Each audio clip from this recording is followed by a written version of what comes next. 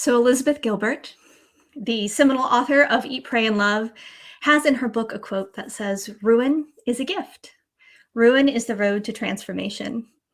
And love or hate that particular memoir or Elizabeth Gilbert's work in general, for me, those were incredibly, incredibly true words. Ruin became a gift in my life. It was the road to transformation and the road to reinvention for me. I'm so grateful to be a participant in the She Is Me conference this year and to share with you a little bit about my story and hopefully provide you with some tools and techniques so that you can go on your own journey of healing. Before I do begin, I want to make sure that I give you a couple of trigger warnings. I am the owner and founder of MylestoGo Speaking and Consulting. I am a former educator and nonprofit executive, and I am myself a domestic abuse survivor. While I don't give a lot of details about this, I do make references to my abusive relationship throughout this talk. So I want you to be aware of that before we proceed. But I'm so happy to have you join me. I was one of those women who was living a very classic white upper middle class life in my 30s. I had two little girls who did dance lessons and birthday parties. I spent a lot of time making things for somebody's classroom and going to church, leading my bell choir. I had a blue-gray cedar-sided house. I was really only missing the white picket fence, but I had the white stairway going up to my house. From the outside, this life looked nearly the perfect life I thought that it was supposed to be. And because that life looked the way it did, I felt very protective of the secrets that were happening on the other side of the door of that blue-gray house with the white stairwell. Inside, my relationship was unstable and abusive and escalating. And I found myself in a situation where I didn't know how I was going to get out. I didn't know if I should get out. And at times, I wasn't even really sure that I was being abused. And I've learned since getting away from that situation that that's common for a lot of us as trauma survivors. When we are in our trauma, when we've had our traumatic event, we aren't necessarily able to discern what is happening to us. We aren't necessarily able to discern what we are going through is abuse. But I can tell you this much, if you're listening right now, if you are in an intimate partner relationship and you are even considering whether or not you are in an abusive relationship, the odds are astronomically high that you are. I am one of the lucky ones because even though I had that beautiful life that I was protecting, I had people who intervened on me. While I was 8 months pregnant with my third child, my relationship had escalated to a point where it was no longer safe. I had taken out a restraining order and gone to court, at which point I was told by my own attorney that I should drop said restraining order lest I look adversarial to the judge that was overseeing my trial. I was informed that judges don't like adversarial women. And so I dropped the restraining order in lieu of some other items we were trying to get done. And within 48 hours, two police officers came and knocked on my door. They informed me that they had what they believed to be a credible threat against my life and told me that they could not make me leave, but they really encouraged me to do so.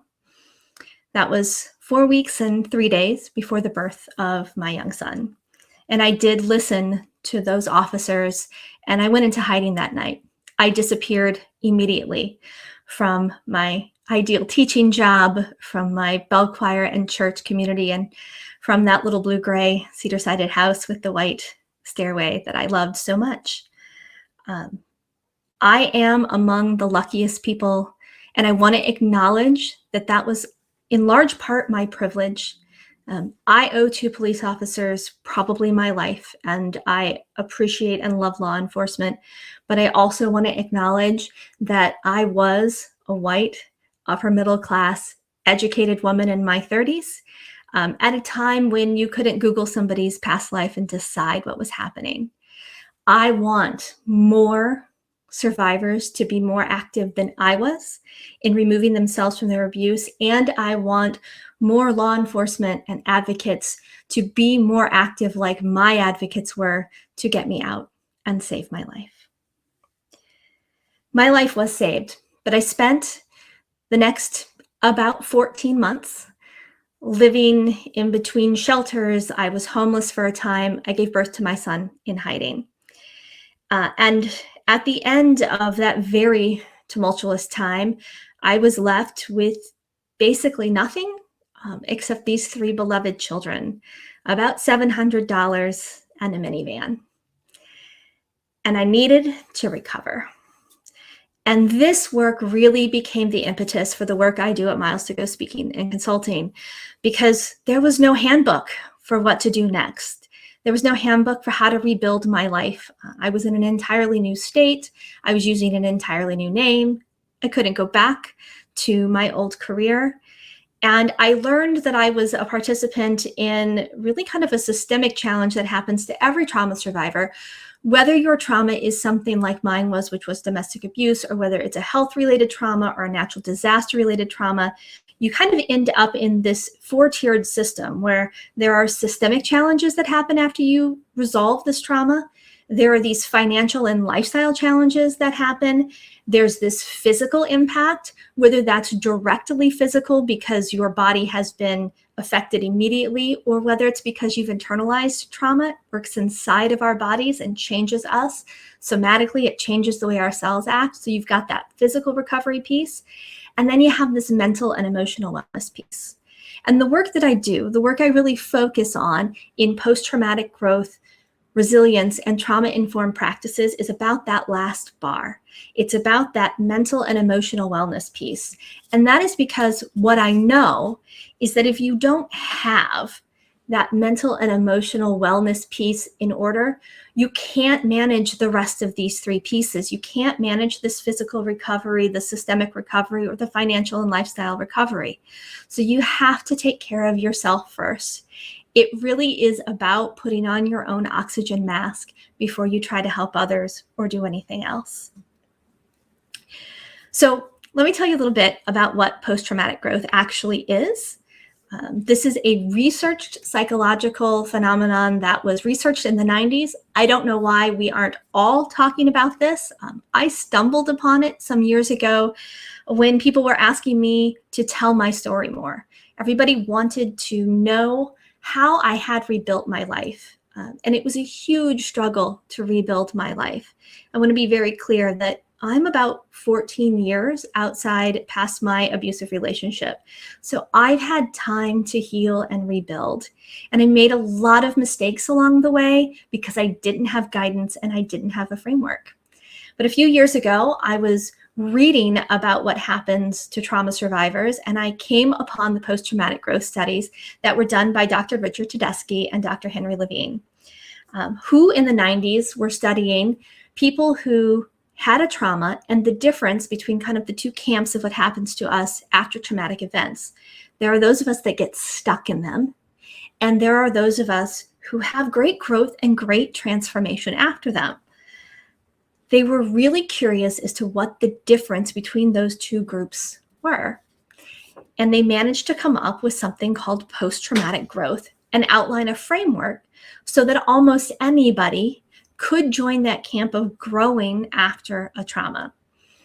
Further, in the article that I read, Dr. Tedeschi had actually written about people who had been through trauma and could follow these steps and could help others. He essentially outlined the AA of trauma recovery and deemed these people expert companions. And so while I am certified in trauma and resilience, I'm also an educator. I'm finishing an organizational psychology master's. I am not a clinician or a therapist, but I am what Tedeschi calls an expert companion in post-traumatic growth.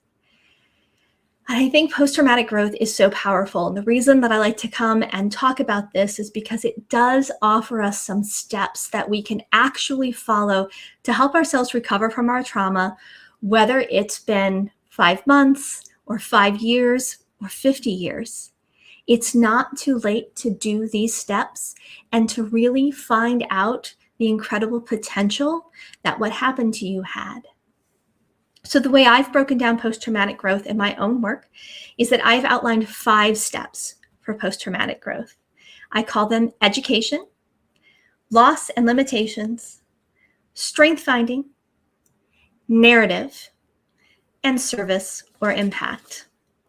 Now, when we go through the post-traumatic growth steps, which I'm going to give you a little bit of information about, I want to be very clear that while there's this nice, neat framework of walking through them, that's not really how life works. And when we're trauma recovering, it's going to be very bumpy along the way.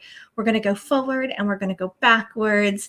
We're going to have to rely on some other skills along the way. And it isn't always going to be clear that, we're in step 3, strength finding.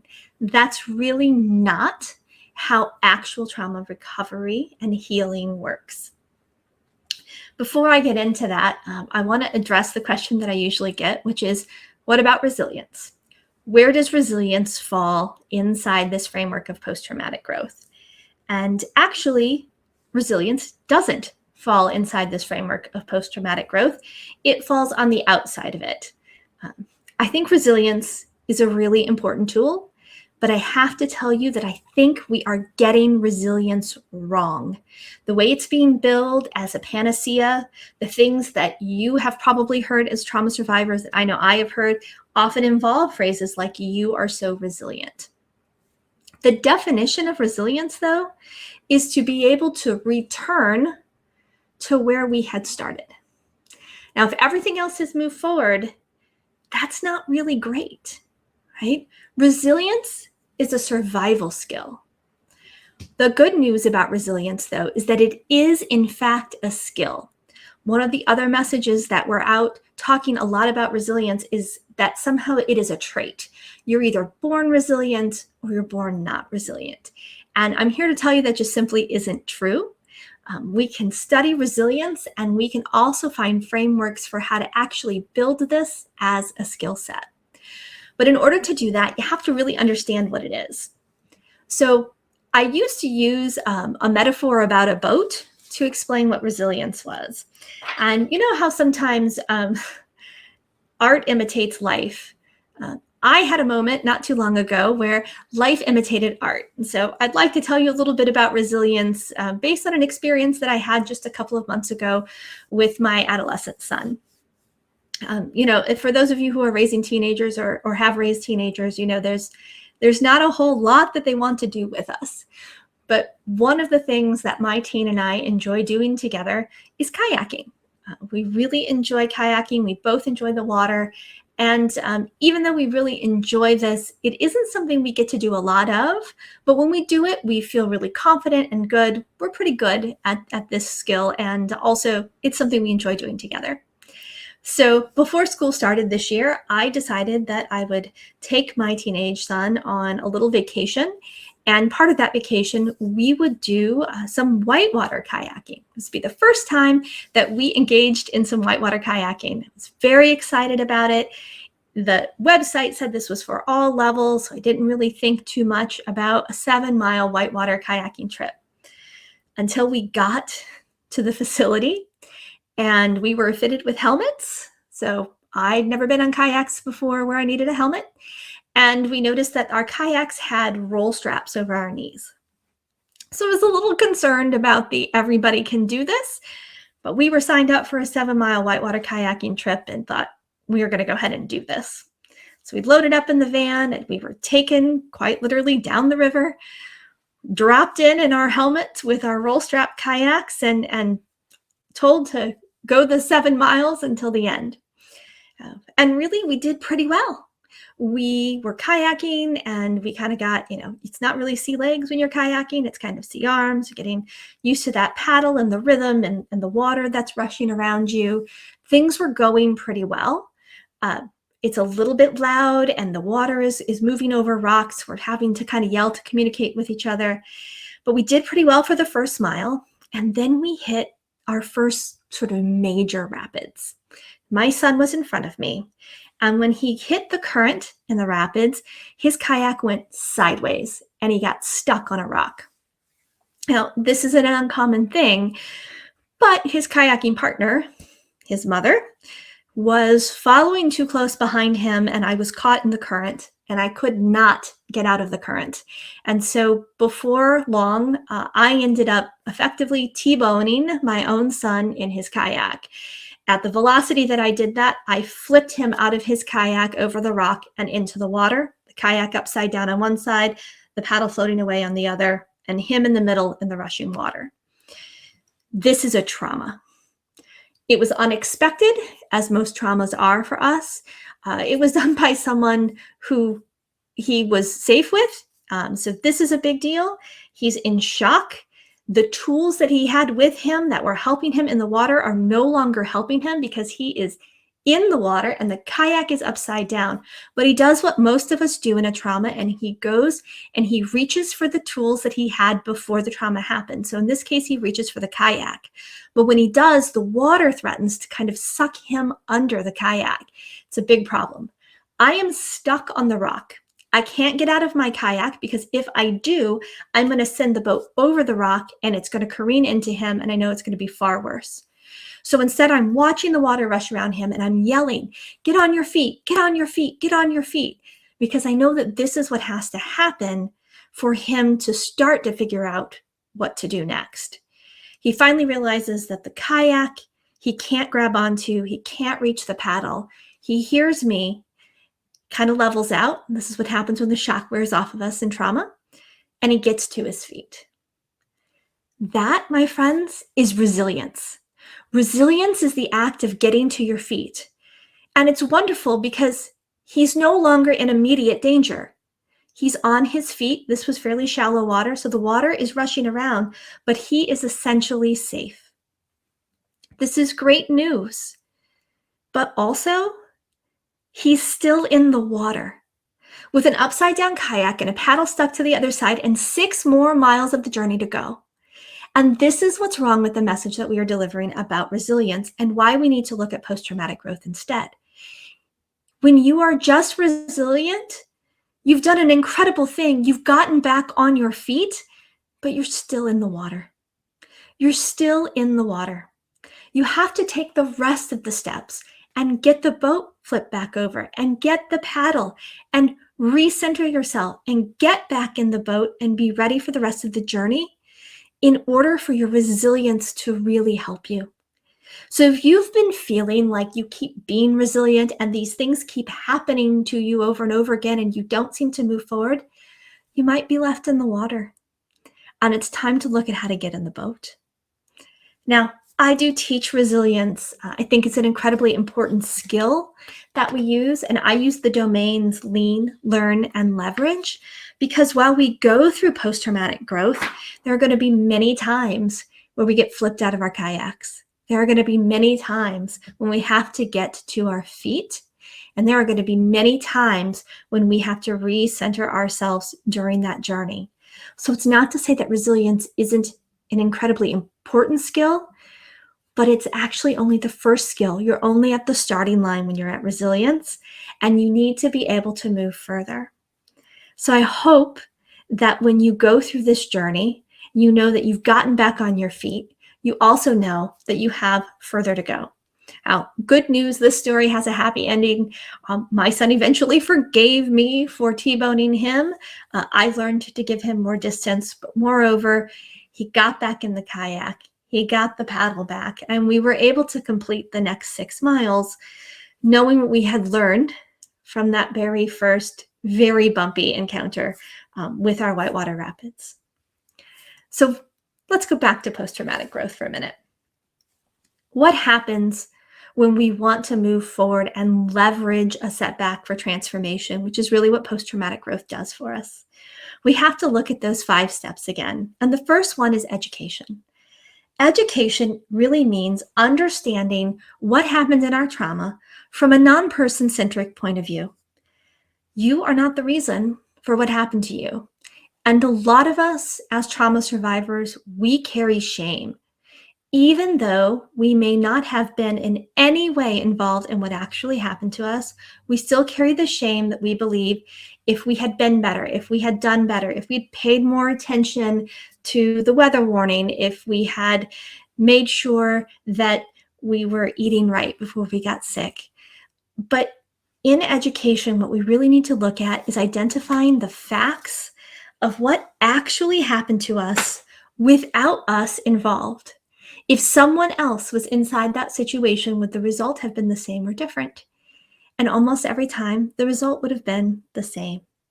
So, in a lot of our post traumatic growth work, we really personalize our experience. But in education, step one, we depersonalize it. We also look at our trauma responses. So, trauma response is a really important thing that we all have. There are no humans that do not have a trauma response because it has been ingrained in our neurobiology, in our lizard brains, for literally all of the millennia that humans have existed, right? We learned as ancient millennia humans that if we see a bear, the bear is dangerous and we must run from the bear. And so we have all of these responses inside our body that lights up our brain, releases our adrenaline and our cortisol, and it makes us go, go, go. That's our trauma response for a bear. Later on, we learn bear footprints may equal bear. So inside our brain, which is a really brilliant tool for a lot of things, our brain doesn't know the difference in perception between bear footprints and actual bear. It reacts just the same. Bear fur and actual bear, it reacts just the same. And by the way, your trauma response got ingrained in you probably between the ages of 6 and 9 years old. So you're carrying that trauma response into and throughout your life. And a lot of you know trauma responses. These are the fight and flight, also now freeze and fawn responses. That means that if the unthinkable happened to you and you were assaulted in some way, and you're wondering to yourself, why didn't I fight back? Why didn't I do something? It's because you had a freeze response. That doesn't have anything to do with you and your worth or your value or what you were thinking in that moment. It has everything to do with the neurobiological pathway that lit up in your brain that has been lighting up since childhood. For me personally, that has been a part of my work to really understand and make peace with the fact that my trauma responses are not something that I am in control of.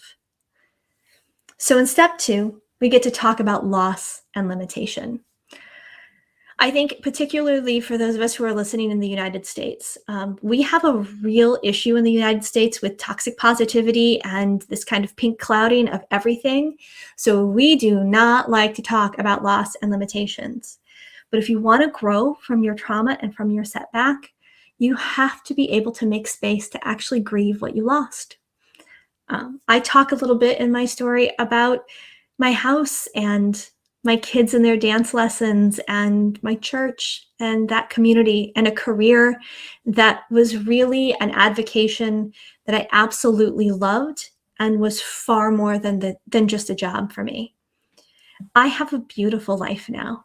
I have rebuilt my life into something entirely different. I think something that feels very authentic to me. But there are still times when I miss that community. I miss that career. I miss that church, and I miss that little blue-gray house.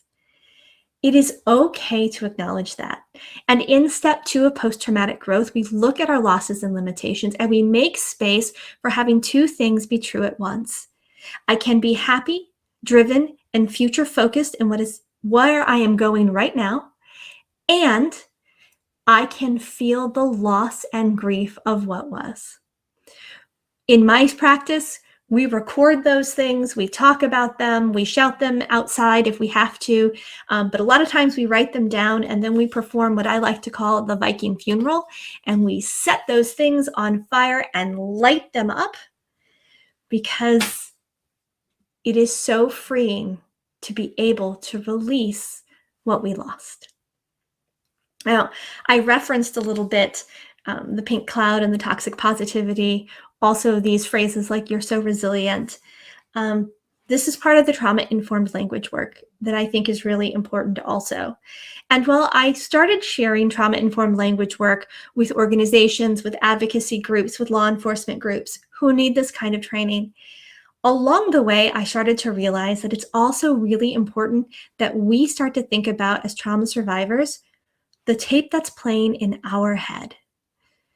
The tape that we are playing that has included the phrases we have heard about ourselves and what happened all along that do several really detrimental things for us. They take our agency, they diminish our feelings, they depersonalize what's happening. And while we want to depersonalize in education, we don't when we're having a connection or a conversation with someone, and they diminish the legitimacy of our feelings. So I'm looking at phrases that say things like, everything happens for a reason.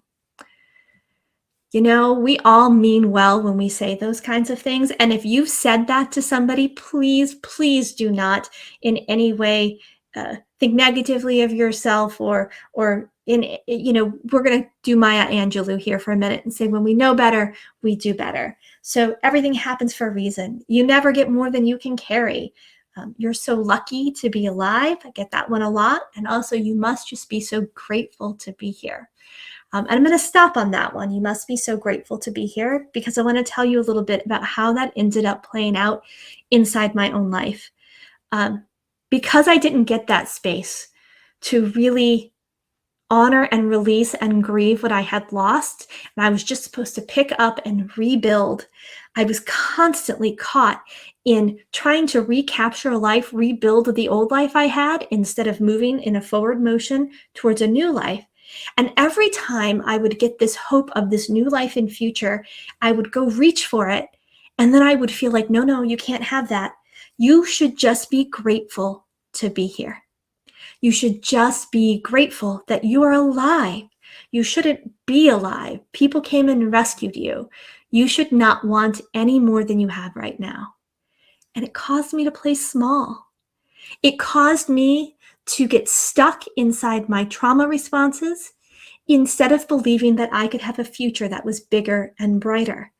And it wasn't that people were constantly saying that to me, but it was that they had said it so many times to me that it was the tape playing inside my head. And so I really want to encourage you right now to think about the tape that is playing inside of your head and whether or not it is holding you back. Is it diminishing your legitimate feelings? Is it taking agency from you? You know, that everything happens for a reason thing means that I was powerless to what happened to me, but it also means I'm powerless for what's going to happen to me going forward. And that just isn't the case. I often say, I don't believe that everything happens for a reason, but I do believe that we can make a reason out of what has happened to us. And being in trauma informed with our language is one of the ways we can really do that. We can be more attuned to what we are saying to each other. We can be more attuned to what we are saying to children so that they don't internalize these things. And while our neurobiology, which has these hardwired trauma responses that we are constantly fighting against, is there, we also have amazing neuroplasticity in our brains, and we can reprogram that to say, you know, there are other ways. I'm carrying a lot right now. It's okay for me to want more than what I have, or what I like to call thrivership instead of survivorship. We can grow using this trauma-informed language. In our third step in post-traumatic growth, we get to do something really fun that is uncovering our strengths. Now, I want to define strengths for you, because a lot of times we really think of strengths as aggressive words, as big, strong, forward-moving words. One of my strength words is tenacity. It's not a small word. It's one of the things that kind of distilled out of me in my trauma. And I really had to get comfortable with feeling my tenacity, being tenacious whenever I needed to, which helped me really survive and helped me learn to advocate for myself. But not every strength is a loud strength, right? There are incredible strengths that you can get during your traumas. Things like understanding the interpersonal relationships, things like knowing how to find humor, Things like knowing how to make space for grief. So when we look for the strengths, we really look for what distilled out of us after what happened. And we consider those strengths as the skills we might be able to leverage to create a transformation that is big or small, but a transformation that is meaningful to us. The biggest thing that I can tell you about strengths is to learn to be unapologetic for them no matter what. Especially as women, this message has been delivered to us that if our strengths do happen to be loud, right, you're bossy or aggressive or loud, that these are strengths we shouldn't be proud of. And in fact, these are the strengths that in many cases will save your life. I think about listening and wanting to be the good girl because I didn't know how to be anything else in front of that judge and hearing the tape in my head from that lawyer that said he doesn't like adversarial women. And so I didn't want to be adversarial. And I fell into line. I made myself small and I quieted that voice. But when I went into hiding, it was no longer an option to quiet my voice like that. Not if I was going to get out. Not if I was going to survive. I had to learn to keep knocking on doors. I had to learn to fire that attorney and get a new one, which I'll tell you I did right now, and make sure that I kept going. I kept moving forward because anything less than that would have been the ruin. It would have been the end of me. So distilling out that I had tenacity, that ended up being one of the greatest skills that I never knew I had before the darkness hit. So after we finish finding our strengths, and I hope that you can take a minute for yourself and maybe make yourself a list. Make yourself a list of 6 strengths. Even if you think that other people have cast those strengths negatively, introversion is a strength. It really is. Observation is a strength. Voice and volume is a strength. Make yourself a list, and I challenge you to make yourself a list of 6 strengths, because a lot of us can do 1 or 2, a few of us can do 3. But after that, it starts to get harder. You have to look inside yourself, and that shouldn't be the case because your friends can name 25 strengths about you without thinking twice. So for you to recover and grow from your trauma, we're going to start with 6 strengths. So in step 4 of our post-traumatic growth, we get to put together those first 3 steps, the education, knowing what happened to us, knowing how we responded and that wasn't directly in our control, honoring what we lost, what we had, and finding out who we really are when it distills in our trauma. And we get to create an entirely new narrative, a story that is about you, because it is your story that matters most. And I find this with women a lot when I work with them, that we want to talk about everybody else. We want to talk about how strong and how brave our children have been. We want to talk about the family members and the neighbors and the friends who supported us, but we don't retell the story with ourselves centered as the hero, as the triumphant one. So in our 4th step, we really write out a new story that says, these are the things that happened to me. I found myself inside an abusive marriage. I heard a call to be safe. I removed myself from it, and I had to walk for beyond the next year through a loss of my home and my finances and my career. But I found my voice. I found my strength. I uncovered my tenacity. And now I have built a new life for myself. And that gets to be the end of the story. The end of your story is what new life you want for yourself, what new life you are striving for, that you are dreaming for yourself. There is no wrong answer to this life at all. It is what step 5 is about, which is impact, putting it into practice. Tedeschi and Levine called this service. I am careful of using that word, especially with women. And boy, if you are human service women, if you are in a nonprofit field, an education field, a health services field, you'll service until you are in such a martyr position. It won't help you to think about it that way. So I want you to think about it as what you want your impact to be for you, the impact that fills you up. And it doesn't have to be something huge. We are so honored that Lisa has transformed her story into creating this amazing summit for thousands of us to be able to take part of. But it doesn't have to be that loud. I've built an entire career now around helping other people, but it doesn't have to be that loud. It can be knowing that you are the person who finds the bright spots in really dark moments and deciding that you are going to go to the hospital children's ward and bring smiles to those folks. It can be knowing that you are the person who can have really strong interpersonal conversations with your neighbors and being the person who checks on them when you think they might need it. This does not have to be a huge moment of transformation, and it can be every bit as powerful. You have the wisdom. It's all within you, and you get to decide now how you're going to use it.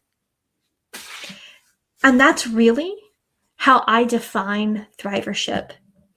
If you choose to follow me after this summit, you will see that I tag many things with thrivership, not survivorship.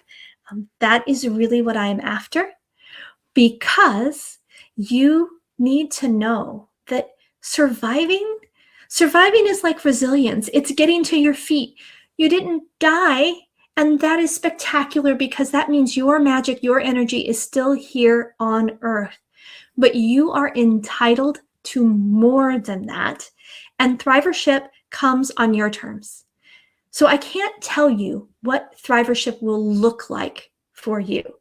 I can tell you what thrivership will feel like for you. Thrivership is going to feel complete. You are going to feel whole. That means you're going to feel the darkness and the light, but you're going to feel whole. And even when you're feeling the darkness, when we are in thrivership, we feel safe. We know we are safe. And if you are in an acute, intimate partner or any kind of abusive or traumatic relationship, you need to give yourself time so that you can actually be safe before you can feel safe. Also, this is going to feel important, whether it is the smallest thing or the biggest thing that you are doing in your life. It is going to feel important and meaningful to you. One of my resilience tools is part of my thrivership. I started painting again about a year ago. It's been 25 years since I've done anything with art, but part of my thrivership felt like I needed to put paint on paper. And when I'm doing it, it feels important. I'm not going to be showing at a museum anytime soon. My work isn't going to outlast me. I'm not making a major impact in the world of art. My most recent piece was watercolor loose coffee mugs, but it feels important to me. It helps me feel grounded, and moreover, it helps me feel what the last piece of thrivership really looks like, and that is peaceful. Thrivership feels really grounded and peaceful in ways that a lot of us never really got to experience when we were living in our trauma. And very often, we've forgotten what that feels like. So thrivership, that space of reinvention that I got to get to by walking through this path of post-traumatic growth, stumbling along the way and messing up so many times. I hope for you is a place where you can see a framework, where you can use the tools that are available to you and actually get to that thrivership space so much earlier than I did, because I promise you, you're worth it. I promise you that that journey, which is messy and sometimes painful and not linear, it is worth it. It is worth it for every second of thrivership that you're going to have in front of you. My friends, it has been so incredibly wonderful to share with you tonight. I hope that you have been able to take something from this. I want you to know that as a trauma survivor, I'm not unique or special. I found the tools and moved myself forward. And I say that because no matter how deep or dark or broken you might be feeling, no matter what trauma is in front of you, because trauma is something we encounter throughout our entire lives, this framework is accessible to every single one of us, no matter how exceptional or ordinary we feel we are in the world. The world needs your magic, and you have it within you. So I hope that you are able to use these tools. And if I can be of any service to you, my Instagram is on the screen right now. You could reach out to me, message me. I would love to help you on your journey. But thank you so much for having me. Lisa, thank you for this invitation. It has been absolutely marvelous to be with you. Have a great night.